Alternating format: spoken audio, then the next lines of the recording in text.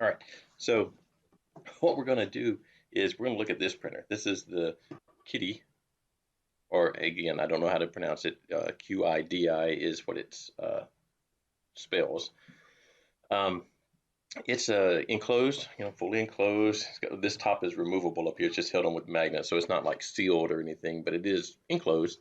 It's not a heated chamber. It uses the bed as the heat source, so it's not one that's going to go in there and be a heated chamber or anything, but it does get warm. It actually tells you the temperature in the chamber, I believe.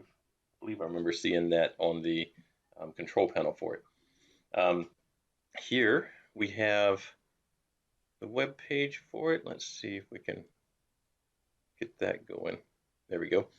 So you can see it's a $1,800-ish printer, so it's on the higher end. But for this price range, I think it's the best printer in this price range that I've ever used. I've only used it maybe a month now, but I've printed 2 parts that were 35 hours each. They both worked pretty much perfectly. One of them had a little bit of unsmooth surface. I did print this part over here as a test thing. So I did print this little guy, which was in ABS. It did not work out. I don't know that it was the printer's fault necessarily, or what. But so that ABS part did not. I haven't gone back and printed another ABS part to see if I can get ABS parts to come off of it. Well, that one certainly did not. That ABS was old though, so I'm not going to blame it entirely on the printer right now, because that ABS had been sitting out unsealed, and ABS is one of the materials that is going to go and pull in moisture from the air, and it's very humid here, so I could imagine that at least playing a factor. Plus, this particular part with these thin walls is going to be susceptible to ABS delaminating and warping and everything like this. So I really should go back and try with some dehydrated ABS to see if the printer is going to have trouble with ABS, or if it is this particular filament, or if there's some settings that I could adjust to get a little bit better outcome, because that one certainly was not good. But the carbon fiber, this printer is made for printing carbon fiber filled nylon. In fact, that's what I've been sealing. Here's a little miniature roll. This is the sealed with that eSun bag. Now it's been 2 weeks, week and a half, 2 weeks, and it's still sealed up, so that's good. That was the little $20 eSun hand vacuum pump that comes with, I think, 10 of these bags, and you just pull the vacuum with a little hand pump that it has, and this one is held. I mean, there's no sign of it leaking anywhere here, so that seems to be working well. But carbon fiber nylon is another of those materials that's very hygroscopic, where it does want to absorb moisture from the air, and it will get almost, unprintable if it gets too much moisture in it. So that's working. And this printer printed, that's what I printed, 2 parts that were each 35 plus hours with no real issue. I did use this. So I did use this Magic Goo 3D printing adhesive for PA. PA is nylon. And so I did put this on the bed. So you just, we're not looking at the, hold on. I did put it, it's just a roll-on type thing. And I rolled it onto the bed, and it held those parts down. They were this part. They were this size. So all this surface was on the bed, and it held down with no problem. This one held pretty well, although I didn't put any adhesive type stuff on this ABS part. I don't know if this would particularly work, if it matters. It says that this particular one is for nylon, so I don't know if it would also work with other materials or not. The bed that comes on it is a textured, I assume it's PEI, but I don't actually know. It's a textured bed, spring steel, removable, magnetic bed type thing. I have it held down with a few extra clips, like these little guys. Had it, these just because I have in the past had, not on this printer, but on another printer with a large magnetic bed, I've had the magnetic bed itself stick to the part, but when the part wants to warp, it pulls the whole magnetic bed up. So this one, I clamped it down a little extra on the edges just to make sure, because this was going to be a really flat, it covers almost all of the bed. This is a large bed. Let me take the thing out of here.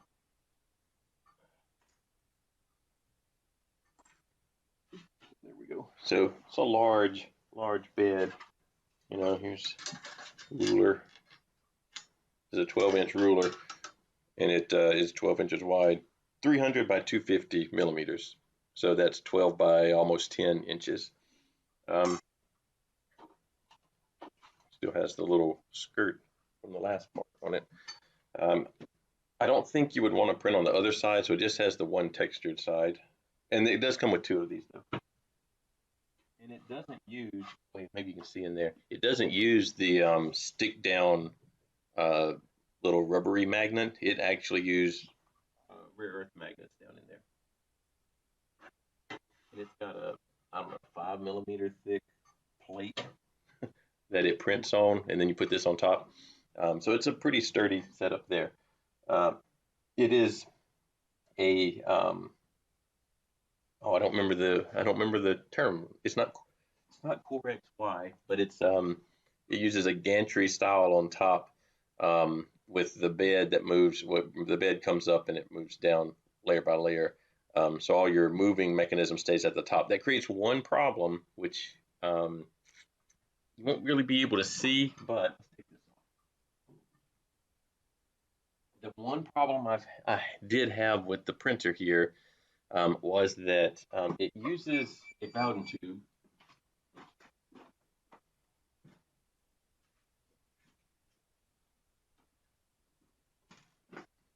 This is one of them.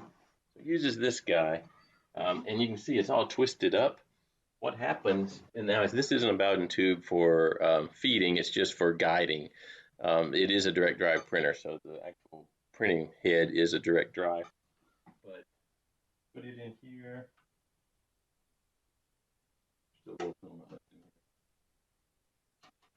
And then it's going to feed back there.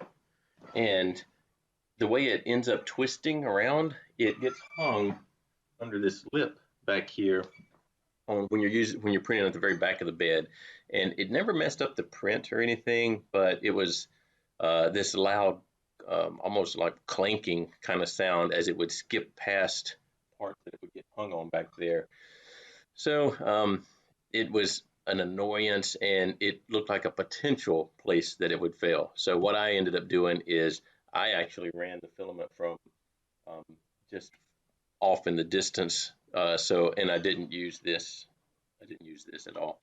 And it worked fine. It does have, you can barely see the edge of it, and it's really probably not the place I can turn it around very easily. I can turn that around a little bit, but it does have an enclosed filament feeder in the back that it even has this little rubber strap around it where you can have a pretty well enclosed filament path for these really hygroscopic materials. So that's useful, but it does force the filament to come in at an angle where this thing looks like it's going to create problems. So I don't know. I haven't run into that problem, but it could create problems. Those little legs that you are seeing sticking up, that's what I actually ended up using, because that's an alternate filament holder, not enclosed, and it just is your regular style filament spool holder, and filament feeds straight down to the top. And it does have, can you see it? You can kind of see it right here. It has a filament runout sensor, so you can, if you think you're going to print an entire roll of something or finish off a roll and you want it to shut down while you go and load another roll, it does have a runout sensor there, so that if you run out of filament, It will pause the print and everything and wait for you to reload. It has an alternate just dummy block there also, that if you don't want to deal with the filament runout sensor, then it will just be a pass-through. And again, what I did is I didn't even run it through that at all. I just ran it kind of around all of that, because you can on the screen here, you can turn the filament runout sensor on or off to ignore it, or to actually keep track of it. So let's see, what should we do with it next? Let's try turning it on, loading up some stuff, and maybe seeing how you print. It has a software that's very similar. It is their version, but it looks like it's just based on Cura. And it's got their kind of logos and and color scheme and all that sort of stuff, but it's basically Cura. I kind of like the way they have it set up.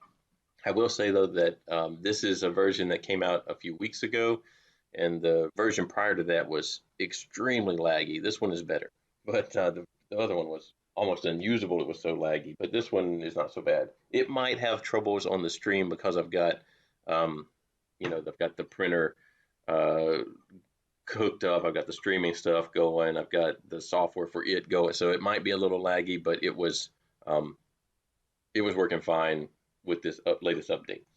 So it's got two power buttons, one on the back corner just to completely shut off power, and then up here, this one. All right, so there it is. You can hear it. There's a fan running. It does have in the back, wow, you can't see that, I don't think. I might move the camera down to where you can get more of a head-on view of the thing to see what's going on in there, but I don't know what view is going to be better.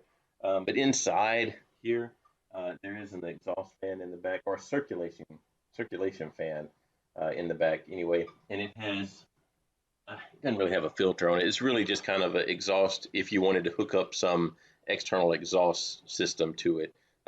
Actually, in this picture, you can see it. Where's that picture? That one. There, you can see it in the back right there. So it'll exhaust out if you want it to. And you can turn that fan on and off, I believe.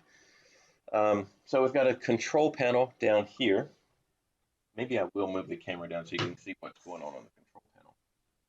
So it'll be shaky for a little bit. Let's see.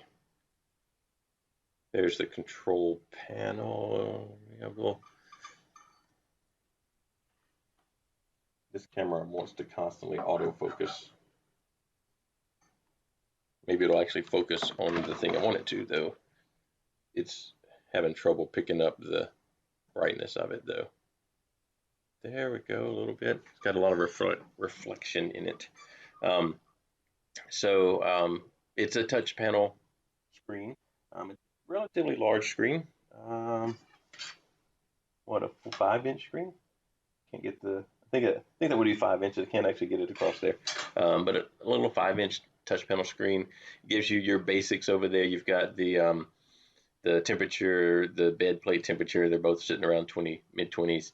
USB dongle, and then 4 options: print, tools, system, and after sales service. So I guess there's a option on service contact information. I've got it hooked up Ethernet. I think it is also potentially Wi-Fi built in. That wouldn't work in this office anyway, just because I would have to run a local network, which I'm in an enterprise setting here, which it probably wouldn't work very well. So I just have it plugged into Ethernet. And you don't have to do that. You can just transfer files with a USB stick. Although I have been using the Ethernet option lately. We'll see if I unplugged everything and replugged it to get it over here, so it might have lost its IP address. We'll see in a minute. It has the default printing mechanism in here is set up for carbon fiber nylon. That's its thing. Its name is X-CF, so that's the CF is carbon fiber. So it is intended for that. So it has 2 different extruders, not simultaneous. One of them the one that comes mounted to the machine is for the carbon fiber and the high temperature materials. And then it gives you another one. This is the, let's see where we at. There are. This is the alternate one. So this is the size of the extruder. So it's a direct drive. This is the low temp stuff, PLA. It says to actually use this one for ABS. So I might mount this guy and try the ABS again and see. So this one is PLA, ABS, TPU, and PETG. So the ordinary materials that you would print FDM. The one that's in there is your higher temperature, particularly the carbon fiber nylon stuff. This is clearly a brass nozzle. Let's get it out of the bag because they both look similar. So it has little thumb screws that will let you remove it. There's the brass nozzle. So this one's definitely not for not meant for hardened, not out of the box meant for abrasive materials. You could easily replace that nozzle. It looks like it's just a, see if we take this off. So it, I don't know if that is a copper heat break. I mean, not heat break, heat block, or if that is just coated. Although with the machining marks on it, it looks like it's a copper. I don't know. Maybe I'll look on the website and see if it says something about that or not. But it is a brass nozzle, so it's going to not do abrasive materials. So you put this one on if you want to do your regular materials. And if you want to do abrasive stuff, PLA, then you change out the nozzle. And it looks like a standard nozzle there. This whole hot end setup, I can't find the camera. This whole hot end setup looks like E3D V6 style. So it looks pretty straightforward. It does not have the bed sensor on this one, so you would either need to take the BL Touch in there. So you'd either have to take the BL Touch out of the other hot end that's already mounted and mount it on this one, or you would need to go in and add a BL Touch. So I think I probably have a BL Touch laying around somewhere that I'll just add in this one to not have to flip between them constantly. It has the mounting point for it here. It just needs it to be mounted on there. So that's kind of how it handles the different material setups. This one does have part cooling on it. There's a little part cooling fan. It's only from one side. A lot of times you want that from both sides. This one only, it does have a large blower fan for the part cooling fan, and a smaller one for the hot end cooling. So this is a lot of fan for the part cooling, but it only exits right here. So sometimes that's a problem when you're trying to cool PLA. If you are only cooling from one direction, you can get parts that get shielded from the cooling, and one side of the print won't look as nice as the other side of the print. But I haven't actually tried that on this one, so because this is a lot of fan, so it might do fine. All right, so this same thing is basically the same thing that's mounted in there, except it has a BL Touch on it, and it is set up for high temperature abrasive stuff. So let's look at our menu here. So there's our tool menu. We can preheat. I'm going to go to filament, and we'll go. It's going to set up for 280 as our set point right now. It has a piece of carbon fiber nylon left in there, so it's going to need to go up to 280 so I can get that out. I thought we would try, I don't know, I haven't tried any of these. I've got a couple bags of stuff. This one's a polycarbonate ABS. Let's see, low gloss PETG, that one's just normal. This one's interesting. We might try this one. So this one is PMMA, so that's acrylic, polymethyl methacrylate. And I did sort of print this on the Ender 3 with the abrasive of the hardened steel nozzle. It has a print around 245, 255, so that's probably too hot for a standard Ender 3 because with the Bowden tube that goes down into the hot end. So you'd need an all metal hot end, I would think, to really be able to get to that. The Ender 3 itself can get to that temperature, but that's really a little bit too high for what you're going to want to do with a regular Ender 3. So I would assume the other downside here, two other downsides. So one of them is the bed temperature is supposed to be 110. Your Ender 3 bed is probably not going to get that hot. I don't remember what the max is set in firmware. I think it can go to 90. And so I was able to sort of get this to print with the bed at 90, the all metal hot end, and the hardened steel nozzle, and it kind of printed. I didn't print the whole little vase. I printed maybe a centimeter of the vase, 10 millimeters or so. So it did print a couple of layers. It was really neat looking. But I want to throw this on this machine and see how this will do. It doesn't say it's abrasive at all, and I don't think it would be. It's just that it's going to print a little bit hotter than you would want. So very nice looking filament. I don't know. It's probably not very hygroscopic, so I don't think it's going to matter that it is a little bit old. This is from Push Plastic. It says it can be acetone smooth like ABS. That would be a really interesting thing if you could print this pretty solid, like a solid infill, really slow, high temperature, melt it all together really well, and then vapor smooth it. You might get something that is close to, I'm not going to say glass, but close to glassy. It's kind of transparent. I just want to get it to print. So let's load this stuff up and see what happens.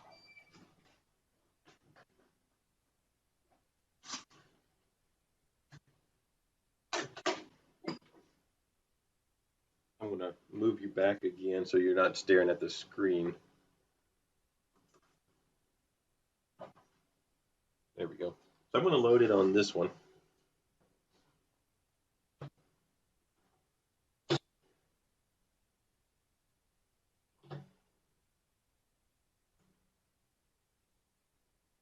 This is another one of those that's a loose spool, so it's going to go everywhere, but we'll just have to deal with that. I'm down here now. I'm going to eject a little bit of carbon fiber that's in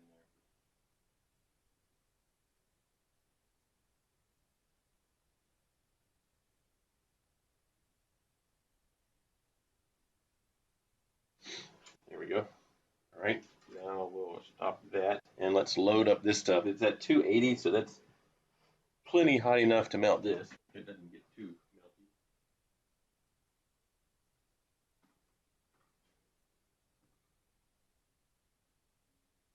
All right, so it loads really nicely and unloads nicely too. So we're just looking in here now for it to start extruding something.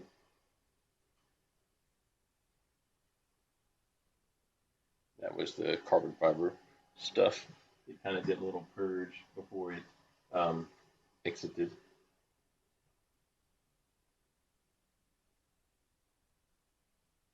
All right, so we have stuff coming out.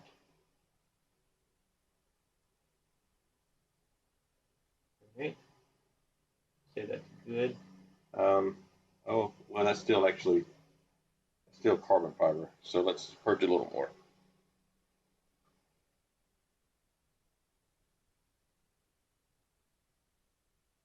Now it's starting to get the PMMA. There's two M's in there.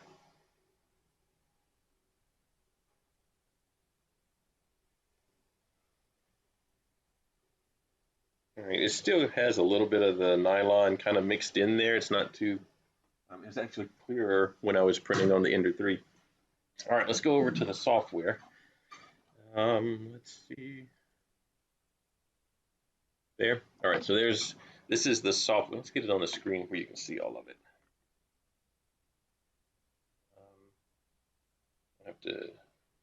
I can already smell it. That's the other downside to PMMA is that you don't really want to breathe a lot of the PMMA fumes. So that's a good part about it being enclosed, but I'm not really exhausting it anywhere other than the room. So I'm not going to print very long with it because those fumes are not good for you.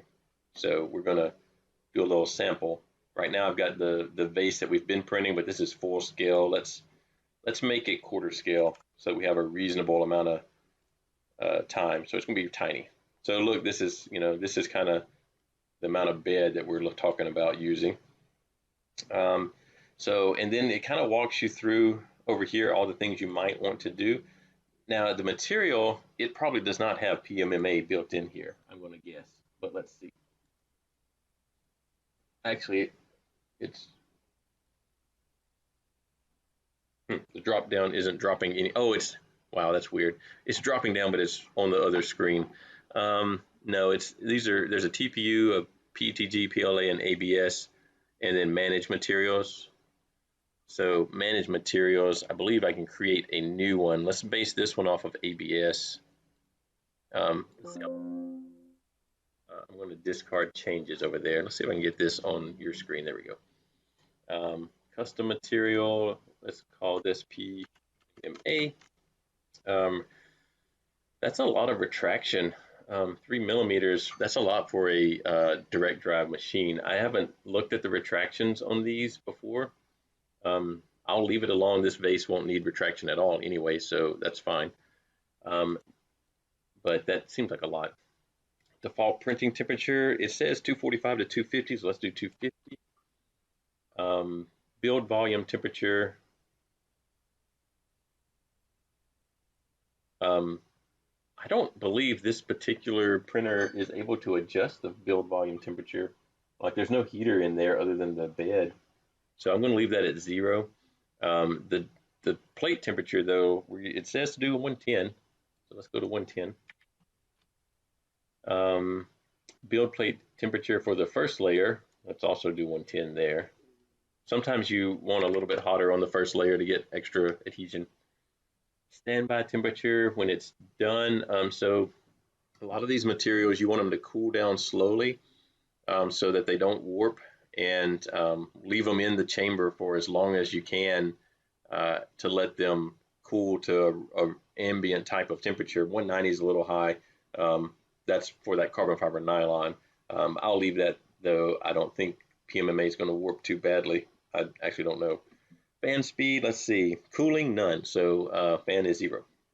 So we'll confirm that. Now we've got this PMMA material. This has the 0.4 millimeter nozzle, I believe. I didn't change anything with the nozzles, and I'm pretty sure it's a 0.4. So we'll leave that. Let's see, layer height.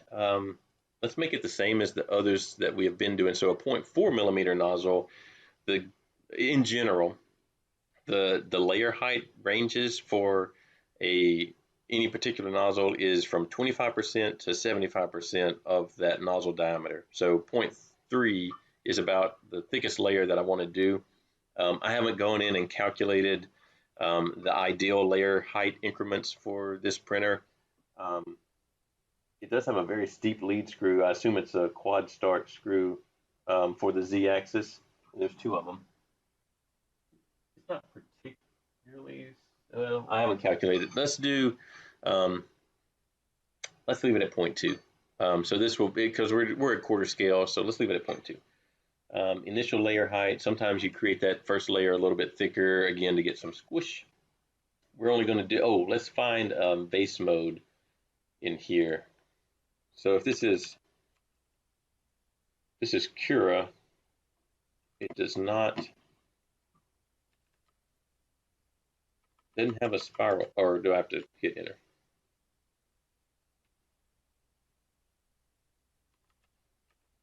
No. What if it has base? No.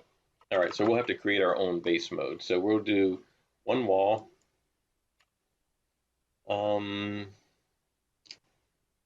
0 top layers. 4 bottom layers, that's probably okay. We just want the thing to be bottom heavy when it's done and to get a good start, so that's fine. Let's see what else. Infill is going to be 0. Z-seam alignment. We will have a Z-seam since we're not doing base mode. Let's do a sharpest corner. Let's see, print speed. I think we can go, well, it doesn't actually mention a print speed here. 50 is actually pretty slow. Since it's all walls, it's going to only be 25. Let's at least go to 80. Let's try that. Print temperature, we already put those in. Cooling, we said no cooling, no supports. Let's do a skirt. Let's do 3 because I don't know. Let's give it a time to get started. Z offset, I do think I had to add a Z offset the last time I printed here. I think it was 0.1 millimeter. So it does do a bed probe. And the last time I did the full bed probe for the full mesh, I think it ended up needing a 0.1 millimeter offset to get the nozzle not so close to the bed. That's fine. Oh, there's spiralized outer contour right there. Well, shoot, let's just click it. I don't know why I couldn't find it, but there it is. So that should fix all of the stuff that we were talking about. That's fine. So let's slice this thing up. We won't need any of those, so let's see what we get. Preview this, 29 minutes. That's pretty long for a quarter. Well, I guess that's about right, but that looks reasonable. It does have, there was, look at that. It was kind of bulging out. Not sure why it's doing that. Some of these, like the slicer is even showing the layers being a little uneven. It's kind of weird. I don't know if that would happen also in the non-spiralized.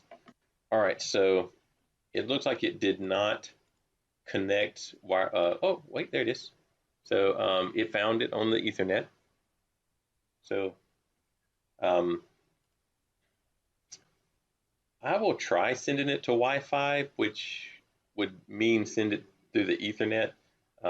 Let's see if that'll work. Usually what I have to do is download it and then send it through its control panel, but let's try. So it's sending. Base 57 is what I called it, but it didn't actually look like it went and found it. So what I normally do, oh wow, which one of these is going to be, again, it's opening on another screen, but let's get the control panel going, if I can. All right, so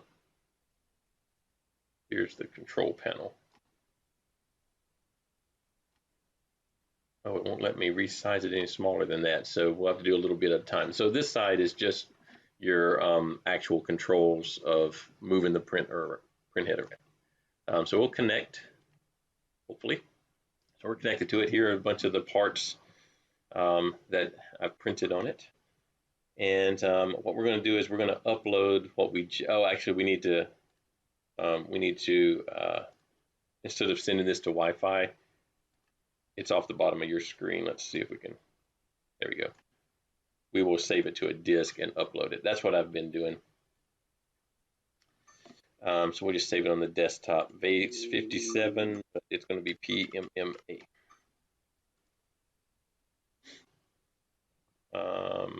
That should be fine. Now we can go back to the control panel, which is here, and we'll upload that. I think I put that in downloads. Maybe I put it on the desktop. I didn't actually pay attention. There it is. All right, so it's going to upload this file to the printer. So now the file is on the printer, and there it shows up in our list down here. So we can click on it and we can hit print. You can see what happens. All right, so let's go over to, it's doing its homing routine right now. I don't believe I have found a baby stepping option in the menu, which I would really like. But I did find where you can plug in a Z offset. But oh, hold up, we might. Let's see. Our BL Touch is showing an error. I don't know if it's going to retry or not. We'll see. Right now, it's got to heat up the bed because the bed was. I should have been preheating the bed. I didn't think about that. I wonder if I can get a better view inside there if I move you guys around again.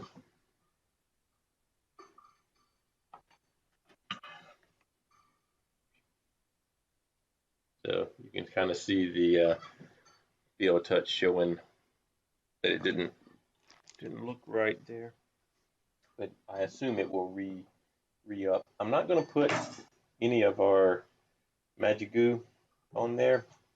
I don't think I need these on there. It's only a little tiny print in the center. I probably should clean off the center. Let's see.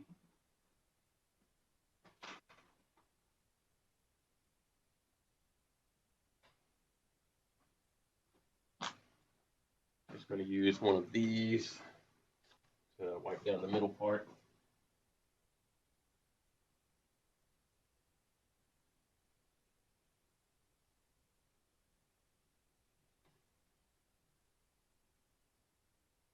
Put the lid on it too.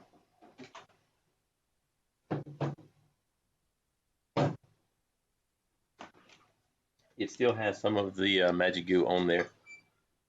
I can see it. It's a little bit thick, so you can actually see it in there. I don't think it'll bother anything though.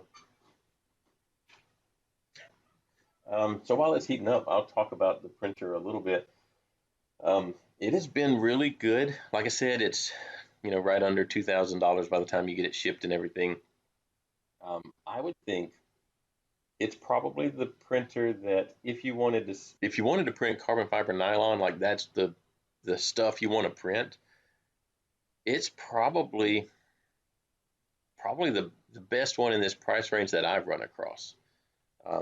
You can certainly get a Mark Forged that will do some really nice parts. Maybe we should go down and look at that one day. Or it's not that many days left. I think there's 2 days left in the official quarter.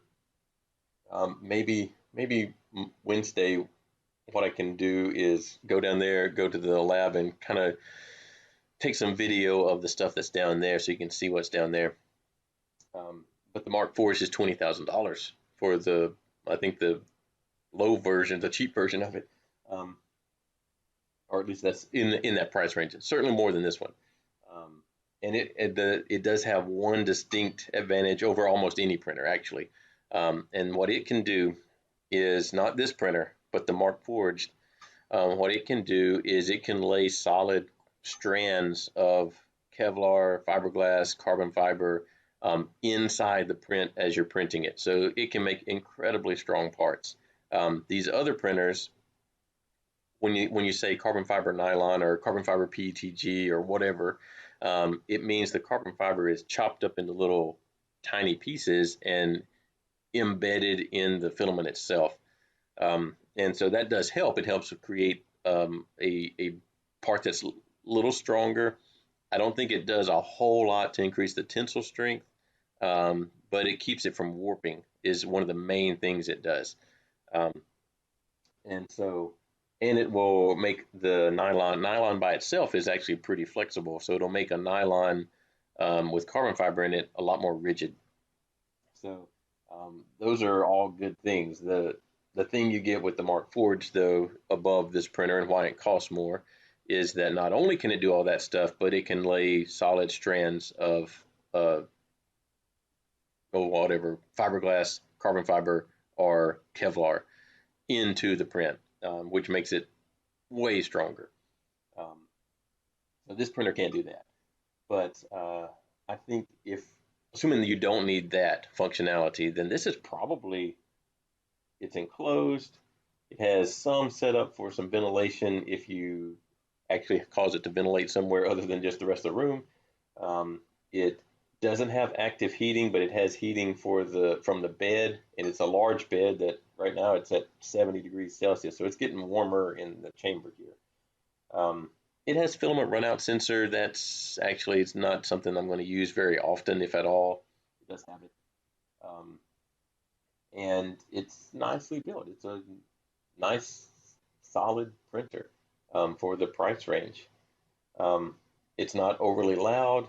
It does have the XY movement on the gantry instead of causing the bed to move back and forth. So that's usually a good thing, particularly when you're printing parts that might have some thinner walls that might vibrate if they are being slung back and forth.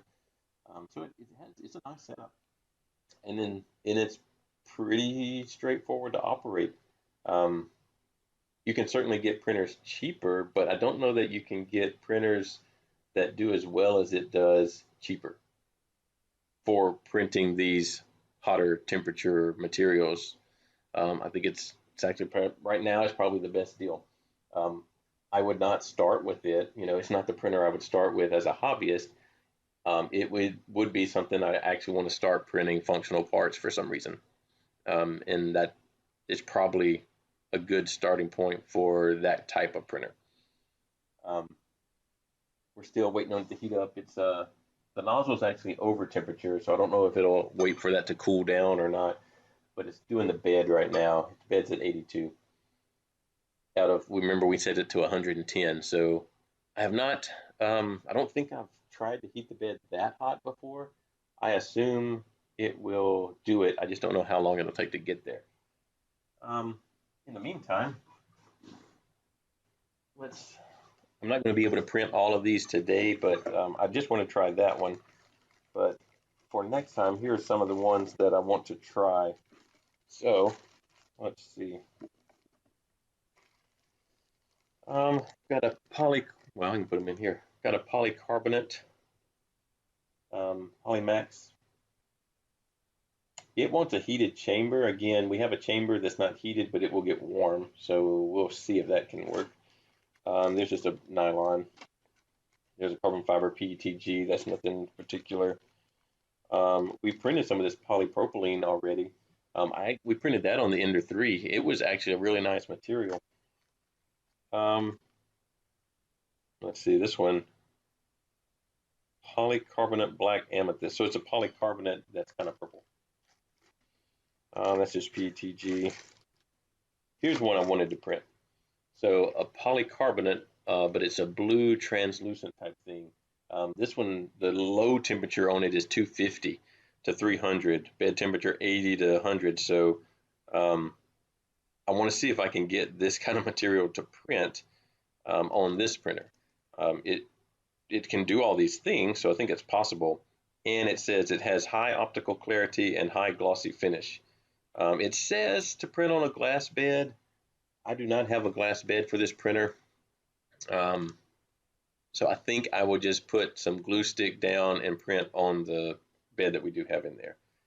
A lot of times why it says to print on a glass bed is it's an adhesion thing.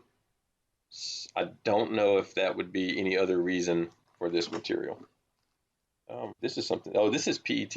Oh, no. What is this? This is interesting. We'll come back to it. Here's a nylon Kevlar. So it's instead of carbon fiber chopped into it, it has Kevlar chopped into it. I've never printed any nylon Kevlar, so we'll try it. It does say it needs to be dried. It's just been in a Ziploc bag, so we might need to take it over to the little dryer oven and try to dry that out before we print it. I'll put that to take home and do that. This one is Fortis LL White. I don't know if this is from Healthfeel. We're at 96 on our temperature. So it prints a little hot, 250 to 265, 90-degree bed, a little bit of cooling. What this is, though, is it is meant for orthopedics. So like the plastic inserts for a knee joint or something like that. I have never printed any of this stuff, and I don't even know if you can buy it, how to buy it. I'll have to look it up. It says it's Healthfeel is the company, made in Italy. But I'd like to try printing that LL polyolefin matrix. So I don't know what LL actually means. Let's see if we can find that out as a material.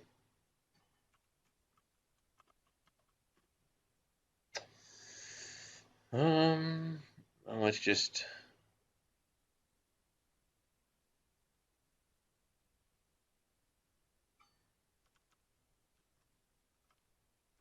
I'll have to spend some time to look it up apparently. Let's see if I can find their website still. It was healthfield.com. Field is FIL though. Let's see if that still exists. No, it does not. So it may be that Healthfield, the company, is not operating anymore. But maybe we can track down, if it's an interesting material to print with, if we can track down where to get more of it. We're at 103. We're close.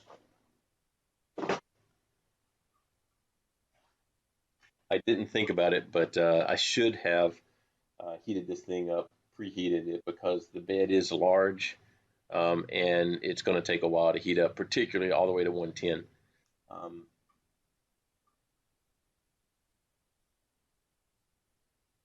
don't know that,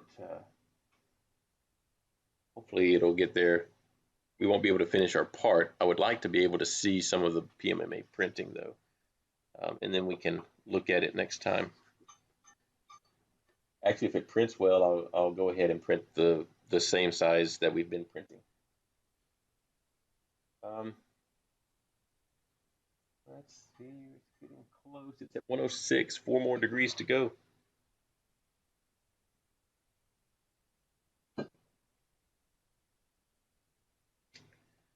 So like I was saying, there's 2 class periods left. I think the next one, I'll try and get some video for the stuff we have downstairs.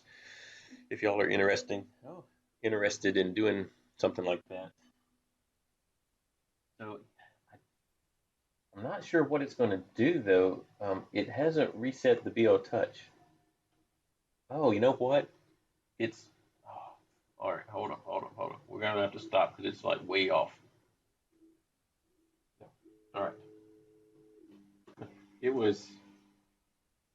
It never did probe for the actual Z height, and so it was printing way above. It was extruding nice though. It does look a nice extrusion, but it was like a centimeter off the bed. Let's see if we can get it to print again. So now the file is down here.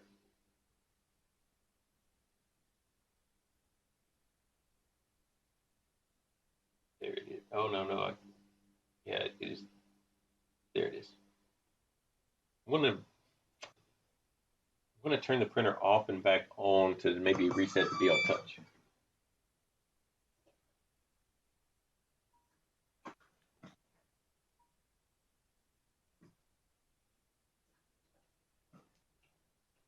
All right, now it passed its test. So, oh wait, we need down here. Print. Before it cools off too much, let's try and print this thing. It's oozing a lot.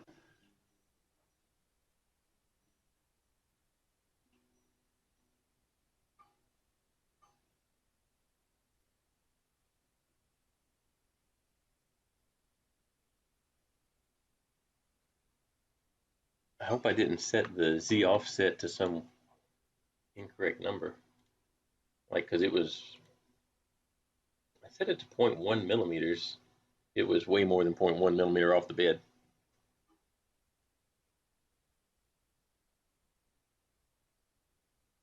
It does have to heat up a little bit.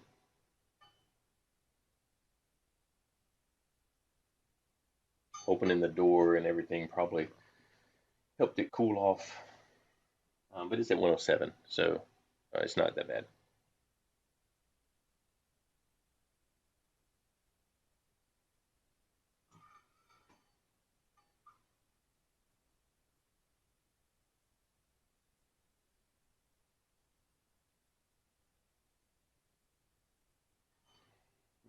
look at this. I mean, it was extruding it very nice. So, assuming it would stick down to the surface, still doesn't. All right, there we go. That looks a lot more doable. The vacuum might be too close.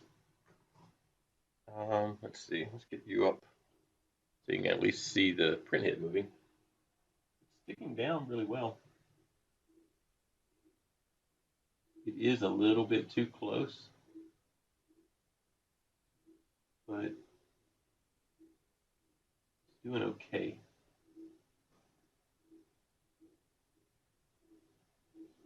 Let's see what I have. I don't remember going through the little menu down here. I can turn the lights on and off. I can change the speed. I can turn the filament sensor on and off. Circulation, so I can actually exhaust it if I want to. Oh, a turbine. That's probably the turbine one. Circulation, I guess, is in the chamber. I'm not sure what that means. I can turn the lights on and off. They're on currently. I can change flow rate, but there's no real way to change baby stepping unless I can do it in the control panel. Let's see what I have over here in the control panel. No, none of those look like I can change basically the same stuff, but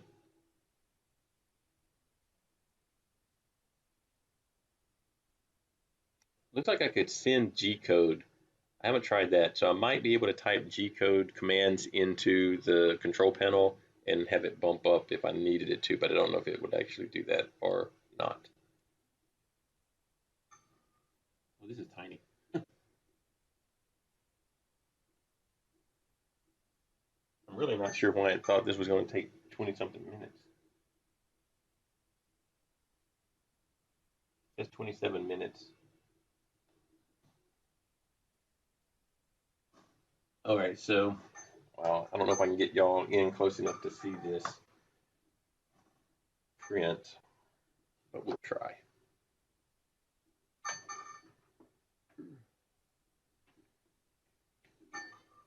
So you can kind of see it in the background. It's going to continually focus on and off. It's trying to focus on the print head moving back and forth.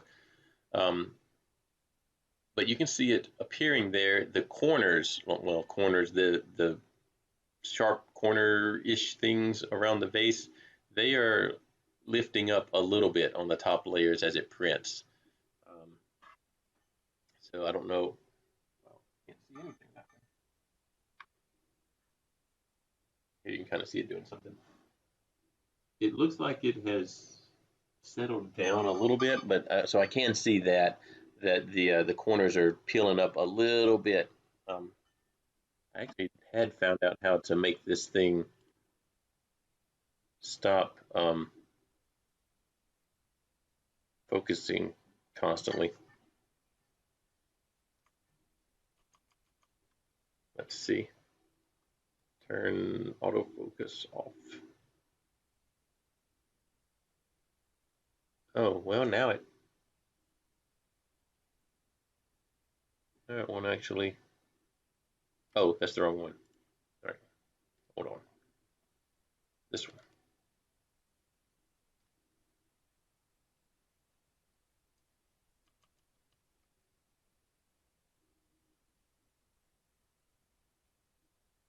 Just leave it on one.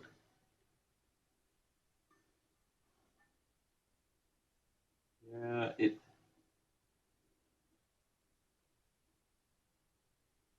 said no cooling on the pad bag that the PMMA came in. It kind of looks like it needs a little bit of cooling though.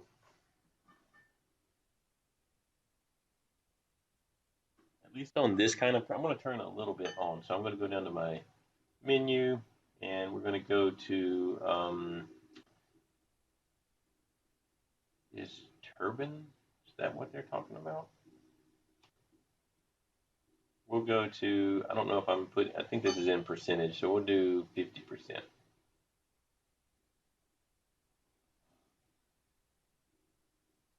Can't tell if that turned on the fan or not.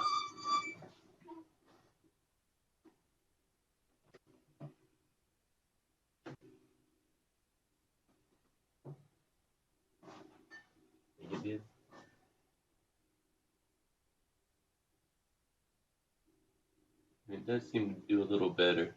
So since these layers are really small, well, it's a spiral, and it doesn't, it's only the one wall. I think it was just too hot material on top of more hot material. And since it doesn't have any time to cool on such a small print, I turned on a little bit of cooling, and it doesn't seem to be doing as bad as putting mushy stuff on top of more mushy stuff. Yeah, it looks, the surface finish looks a lot better with some amount of cooling. Apparently I ended up with 40%. I thought I hit 50%, but it's on 40.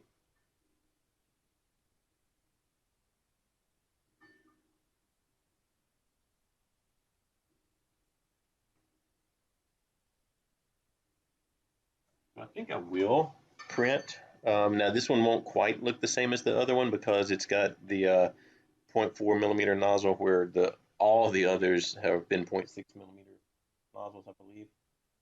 So that's a little bit different. I suppose if I wanted to, I could put a 0.6 millimeter nozzle in this one, but I'm not going to do that right now. It's actually looking, now that I've turned that little bit of cooling on, it actually, I know you can't tell in the little tiny picture that you get, but it's actually looking pretty nice. I might go ahead and end this one, and so we can see what it looks like up close, and then we'll print a large one for next time. I'm going to stop. It says it's got 20 minutes to go, so I'm going to cancel. It will let you pause the job here and store where it left off at, so that you can actually pick up where you left off. I just completely shut it down though. So let's get a little part out of there. Oh. Very gooey. All right, so let's see. Here's our little tiny part. So you can definitely see the two different, like, pre-cooling and post-cooling with like no adhesion between the two. So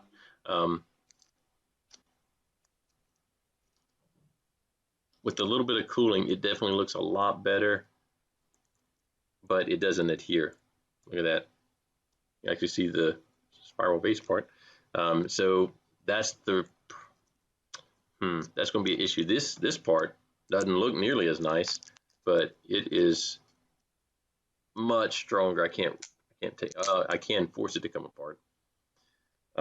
So I might have to experiment with how much cooling is okay. Maybe on the larger part, by the time it gets back around to where it has laid material, that will have cooled enough. This one is, this is really a small part. So I'll print a bigger one and see what we get.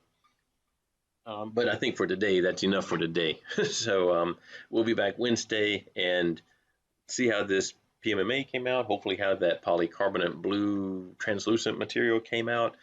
But mainly on Wednesday, what I plan to do is kind of tour downstairs to see the big printer, the Mark Forged, the other printers down there. We might run through just a little bit of what they have, but more of a tour of stuff. All right, I will see y'all Wednesday.